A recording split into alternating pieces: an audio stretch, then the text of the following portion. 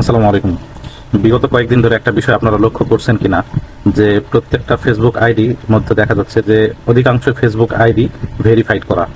আর যত রকম প্রপাগান্ডায় বলেন বা মিথ্যা তথ্য বলেন বা ফটোকার্ড বলেন, ভুয়া ফটোকার্ড, এইগুলো বিশেষ করে এই আইডিগুলো থেকেই ছড়াচ্ছে। অর্থাৎ ফেসবুক ভেরিফাইড পেজ করা, অথচ তথ্যগুলো এমন মানে বিভ্রান্তিকর। আসলে এখন এটা কি আগামীতে কোনো রকম কোনো ষড়যন্ত্রের আভাস, নাকি আসলে বোঝা যাচ্ছে না। মানে কোন একটা তথ্য ফেসবুকে নিবেন, সেইটাকে আপনি মানে আংশিক হলেও বিশ্বাস করবেন, এরকমটাও আর সেই মানে ইয়ে নাই, পরিস্থিতি নাই।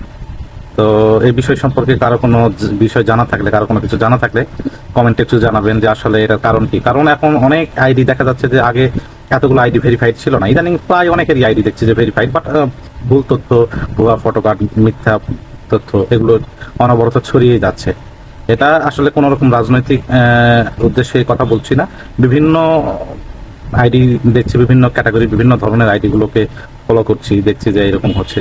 কিন্তু আসলে তাকে বলা হতো যে ব্লুটিক মানে বেশ ভেরিফাইড তথ্য হবে, ভেরিফাইড যাবতীয় কিছু। তো আসলে কেন জানি এক ধরনের বিভ্রান্তিকর এক পরিস্থিতির মধ্যে। তো এই বিষয় সম্পর্কে কারো কোনো কিছু জানা থাকলে দয়া করে কমেন্ট বক্সে একটু জানাবেন এই সম্পর্কে। ধন্যবাদ সবাইকে।